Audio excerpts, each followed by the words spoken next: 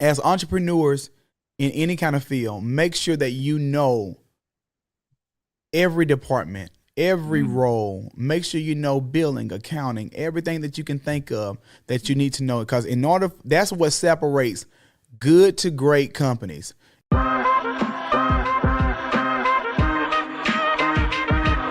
What do you need improvement in? Just want to go through the movie. What is the purpose of overthinking? You're taking care of your loved one. That's how you can increase your sales.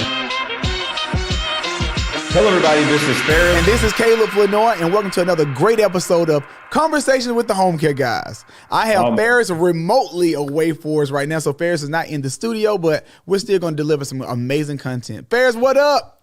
Brother, man. Of course, I'm remote, man. I'm super excited about kind of jumping on with you, man. We've been kind of doing a remote for the last couple of days, man. We got some big things happening. We're trying to go through and get our Atlanta office, our national headquarters office up and running. So I've been here and kind of get some things going, man. How's everything down there in our regional office, brother? Everything is coming along pretty smooth. Pretty smooth. Everyone is here. Everyone is here. You know, we had some devastating news that happened recently, but everything is pretty smooth right now. You know, we're working through the kinks. We have support people here, and we're just happy to just start this day off together and with prayer. Okay. And so that's one thing that we're getting ready to do, and we have done is pray. And so everything else is going along pretty smooth, Ferris. The team is uplifted. We have some major things going on right now with our audit, a few audits that we have coming up in the next couple of days. And so everybody's focused. Everybody's focused here. Exactly. And just like Caleb said, we did recently lose one of our team members, and we just want to keep their family in our prayers as we respect their privacy as well. Right. We want to keep their family in our prayers and keep our team in our prayers as well, because when you go through and work with someone on a day-to-day basis, you get a chance to know them. We spend 8-9 hours a day with each other. We become family, right. And we get a chance to know each other. We go through our ups and our downs together. And this was devastating news, especially for a Monday morning. No one never expected that. But again, we're keeping the family uplifted in our prayers, and definitely keeping our prime care family as well uplifted in our prayers too, man. Exactly. You know, Ferris, but other than that, how was your weekend? Let's dive into our weekends. What was some of your action? Oh man, this weekend I got a chance to fulfill something that I took my daughter on a daddy-daughter trip. This is something I promised to her, I think back in September timeframe. She always wanted to go through and see Disney on Ice. So we got a chance to see Encanto and Frozen. And when I tell you, I think I was more happy. I was singing the songs. I was going through. I was like, here come Bruno. We don't talk about Bruno. We don't talk about Bruno. No. And we had a good time. So it was just her and I. We went up to we went to North Carolina to experience that. Her face lit up. We took so many pictures. Got a chance just to spoil her, and just got a chance to enjoy the moment. These were memories that we will reflect on many years from now.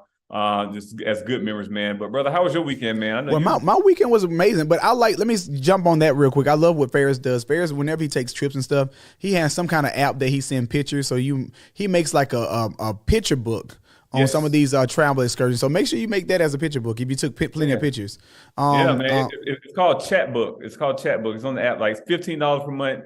It's going to remind you to go through and actually capture those moments, because everything is caught up in the phone anyway. Right. So Chatbook. Yeah. But so my weekend was eventful. I always have an annual Christmas party. So all my friends and stuff came out, and I had some of my friends, some of my amazing people that I met in Indiana, as we expanded our business in Indiana. Some of my home girls, Vanessa and Chandra, flew down from Indiana. Wow. I had some amazing friends. Some of my close friends came in and flew down. Kaliana came from Harlem, and Dee Dee came from DC, and Pam came from Texas. And so we just had a house full of love. Daryl was there. Amma was there. Just a lot of people that had the love, and we just had a great time partying. We had great food. We had a DJ. It was and then on top of that, it was me passing nursing boards. And so I was just happy that everybody celebrated that. And I said I was still going to have me another party in the summertime for my passing nursing boards. It's going to be a white coat and a swimsuit party. But that's going to be in the summertime. But we just had a great time for Christmas, celebrated, and exchanged gifts. And it was just a great moment. I really enjoyed that time with the family and friends. Man, it's so great to go through and be able to, like in life is so short, and being able to go through and celebrate these moments and being able to go through and to be celebrated. That's something right there. You had it's a major accomplishment. I think we're going to dive into that as well a little bit later on the podcast. But you accomplished something that was great, man. And that's one thing. Let's kind of jump right into our podcast, man. Let's go. All right. So you want to start it off, or want me to start? You can start it off. Okay. Look, I'm not gonna lie. Look, I forgot the title, so I'm like, so you start. Well, what we're talking about the importance of knowing every role in your business, and so I think that's going to be the most important topic, because I want everybody knows our story, but I want to kind of elaborate our story. My twin brother and I started this business, which is Prime Care. We know later on Joshua started his own business, and he does, contracting and things of that sort. But we knew the importance of not only just starting the business. We had to learn even the basics first from administrative, which is learning how to do an incorporation. Mm-hmm. Learning what does the registered agent means, what type of corporation designation we need to have. And so all these are basics things that we need to know about the business. Once we start developing the business, we had to know the administrative role of the business. And that's what we played. And we played initially when we started the business fairs, we played the role of administrators, caregiver, HR, marketers. Like we did everything in the business. And I was telling Ferris shortly, I said it's so important, especially for entrepreneurs, to come in and putting your feet in the shoes of every seat in your business if you want it to be successful. Yeah. If you want your business to be successful, if you want your organization, if you're trying to build a major empire, you need to know every single role and put your feet. And one of the missing elements, Ferris, that I had with my business being in healthcare was, we did the administrative side, we did the HR side, we did the marketing side, we did the staffing side, we did everything you can think of, but we did not do the clinical side. And so recently I have finished that role. I am officially a nurse in the state of Georgia. Woo! Yes. And that was a lot of hard work. And so I put in the work, but now I can literally say as an owner, I have put myself in every role and every seat in my business. And so, Caleb, let's kind of pause right there, because I don't want to go over that so quickly. The importance of it, just like you said, understanding the administrative side, the marketing side, the HR side, et cetera. Now, as we go into the clinical part of it, because again, I think it's so important for, just like you said, it's so important for, as a business owner, if you're going to get invested in the business or in the industry, you need to be that subject matter expert. So What was one of the reasons why you actually chose to go through, because you were already the owner of the organization, what was the reason why you actually chose to take a couple of years out of your life to go to nursing school and to pass your boards, man? Well, first I want to say thank you, Ferris, because, Ferris and I, we work in partnership together with this business. And there are sometimes when Ferris, say, hey, Caleb, I need for you to do this. I need for you to do that. And there's a lot of responsibilities that I had to keep going while I was in school and while I was studying.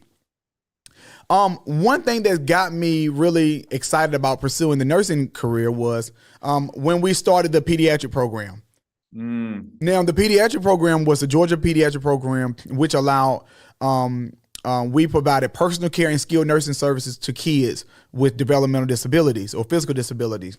And a lot of our kids that we were receiving had trach care and needed ostomy care and G-tube and NG-tube feedings and all the things of that sort. And so a licensed nurse had to provide those skilled services. And so we were turning down so many kids because we weren't clinically, we didn't have a clinical arm for that department until we hired a registered nurse to run that skilled nursing department for our kids.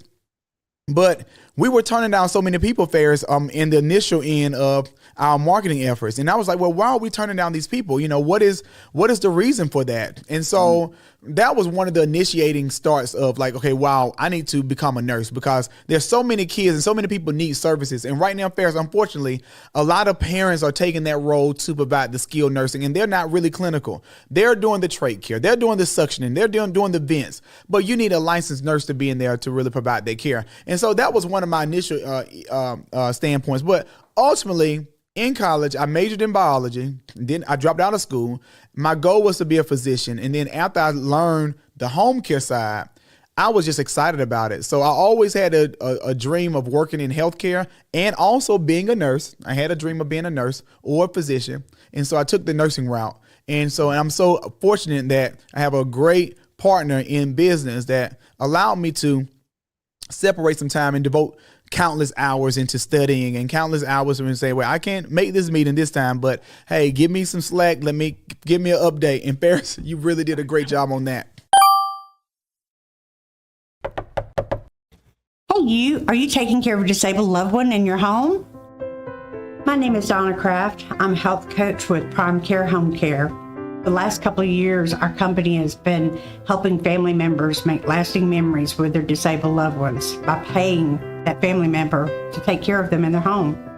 If this is something you'd be interested in learning more about, please give me a call at 912-319-4166, and I'll be waiting for your call.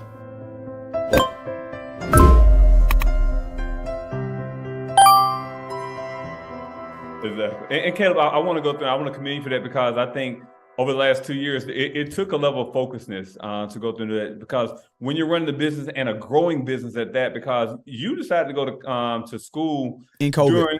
During COVID, and also during the midst of a lot of growth that we were having here at Prime Care. So you were having to juggle, and I'm not gonna lie, it got kind of heavy on my shoulder. I'm like, God dog, this brother right here, he's always studying, always in class, always doing this stuff. I'm like, what's going on? But I'm glad to see that your work was not in vain. I'm glad to see that one of your goals, one of your aspirations came to pass, because I knew that this is something, once you lock in on something, you don't let it go. Right. And I think that's my next question right there, because yes, just like I said, being an owner of the company, you didn't necessarily have to go the clinical route. We have nurses that actually work with the agency. How do you feel like now that you're a nurse, how do you feel like that will change your mindset on what we do, or will it change your mindset, or what changes do you think will impact the organization now that you're a nurse? Well, I think right now, Ferris, I think now I have so much more greater respect for our nurses. That's the first thing, especially on what we do on a day-to-day basis. And I know that because of the shortage, there's a significant shortage, definitely we have to give our respect and our due diligence to our nurses, because we need nurses in order to keep the operation going, especially for our traditional and home care side. I think right now on a level, when it comes down to our management level on our executive team, having someone that has some clinical background that knows, okay, well, these are some of the procedures, or these are some of the ethics that we need to follow when we need for nursing. And this is what we are committed to as nurses, our pledge or our oath. And so all of these things is great, especially when we're at the decision table, when it comes down to, should we expand to this part of the skilled nursing? What is the level of complexity for these skilled cases that we need to take and we don't need to take at this moment because of liability? And so all of this is roundtable discussions. As we expand into our hospice division, I'm actually getting one-on-one training right now with our registered nurse, the administrator for hospice. And so knowing those roles and knowing the documentations and knowing what to look for in an assessment, all of these things are going to be vital roles for me, especially being an owner in upper level management when it comes down to the operation of these programs. And I think right now, Ferris, I think that this is a great tool to have not only the COO at the table and the CRO at the table and the CEO at the table, but having someone that has some experience with nursing, especially if you're in healthcare, home care, hospice, staffing, having someone at the table that has some clinical experience that can provide some resources and speak on behalf of nurses. I love that. And I think that because you have pursued your dream, I think it's going to make the organization even better, because just like I said, we're going to be laser focused in on what we need to do to go through and actually care for our members. And just like you said, with the conversation getting started, as an owner, I feel like finding those gaps within the organization and you stepping up to the plate to fulfill it. I think yours was nursing. I'll never forget when you started your nursing program. You was like, "Hey, Ferris, come on, we need to go to nursing school together." And I was like, "Brother, that is not." I did tell Ferris. I said, "Ferris, listen, let's go and get this thing together. Let's knock it out. We're gonna be some nurses." And he was like, "Man, I'm gonna let you have that." But you have a dream too, Ferris, and I want you to pursue yours as well, because you gave me the opportunity, and I want you to know you pursue your. Ferris wants to. You want to tell people what your dream. So one of my things is I want to go to law school, and no, I want to go. I will go to law school. I will be attending law school in the next couple years.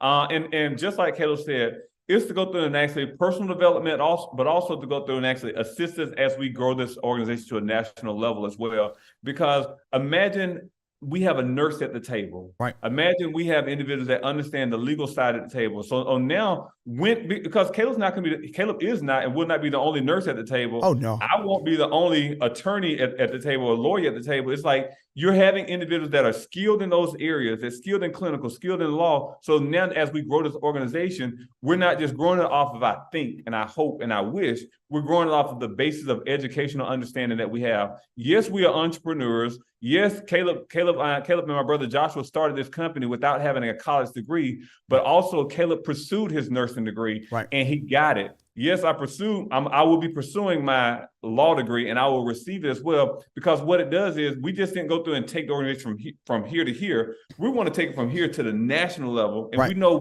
when we take it to the national level, it's going to take a little bit more. And Caleb, I just want to say I appreciate you for taking that leap a couple years ago, even though it didn't seem like, oh my gosh, it was the right timing. It was the perfect timing for today. Right. So I just want to say I appreciate you, and I hope that encouraged other owners and owner operators to go through and say that, okay, well, hey, I may have started with a bachelor's in business or an associate in business, but hey, since I'm in the healthcare field, I need to dive a little deeper in it. Whatever that degree, whatever that chase that you need to do, it could be an MBA, but it's all about fine tuning. I think that right now, just imagine if we were owners and we just said we're gonna be administrator and just be the caregiver as well. Okay, well, that's a stagnation. I'm all about growing. How can we grow? And so even as my role as you may say, well, why would you need a nursing degree as a chief growth officer? Well, whenever I get ready to start expanding, or we get ready to start expanding to home care and hospitals in different states, as a nurse clinically, I can be licensed in those states. I can provide care if we need care for those individuals. And so it's to a point where you don't want to grow. You don't want to cripple yourself waiting on a license. I went to dinner with the homegirl actually who came to the party.